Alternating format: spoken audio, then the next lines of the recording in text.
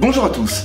Est-ce que je me trompe si je vous dis que vous connaissez sûrement le concept de quotient intellectuel, appelé aussi QI? Mais connaissez-vous le concept de quotient émotionnel, appelé aussi QE? Allez, je vous donne une explication.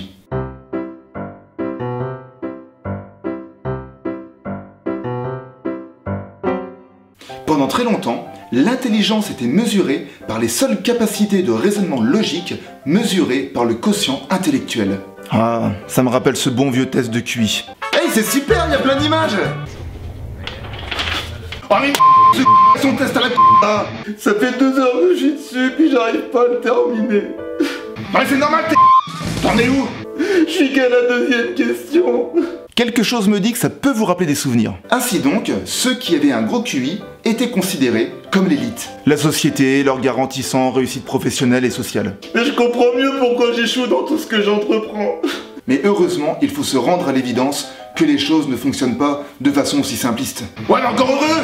Paisible, attends la suite! Oh, paisible! Regarde bien le paisible qui va t'arriver dans les dents! Non les gars, commencez pas s'il vous plaît. Non, ne vous inquiétez pas, les mentalités ont évolué. On admet aujourd'hui que l'être humain a 2 formes d'intelligence. Celle de ses capacités au raisonnement logique, le fameux QI, et celle de l'intelligence émotionnelle, le fameux QE. L'intelligence émotionnelle est l'art de manier les émotions qui influent sur notre comportement. Elle nous permet de naviguer dans une société toujours plus complexe et de prendre des bonnes décisions. Ainsi, le psychologue Daniel Goleman distingue 5 compétences qui la caractérisent. La conscience de soi, la maîtrise des émotions, la motivation, l'empathie et sa capacité à rentrer en relation avec les autres. Mais si son rôle est avéré, comment savoir que nous maîtrisons l'art des émotions? Voilà, ça c'est une bonne question! De toute manière, je maîtrise plus rien.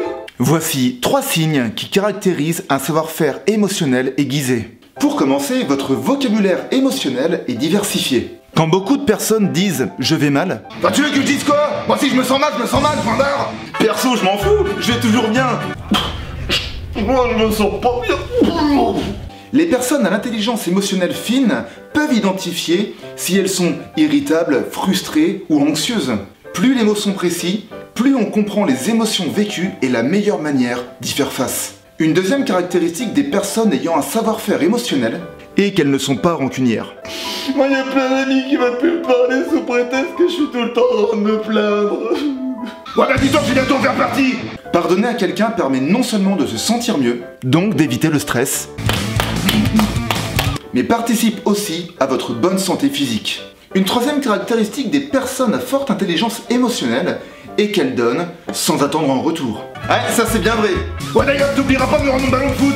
Et oui, ces personnes arrivent à construire des amitiés profondes car elles ont la capacité de se mettre à la place des autres. On peut donc en conclure qu'elles ont une empathie très développée. Même si l'intelligence émotionnelle peut nous paraître compliquée à mettre en œuvre, sachez que ces compétences ne sont pas des talents innés, mais plutôt des capacités acquises que nous pouvons développer. Et nous, on veut les combattre. Ouais, au bout d'un moment, j'espère que les gens vont comprendre qu'on peut quand même servir à quelque chose. M'énerve, tiens.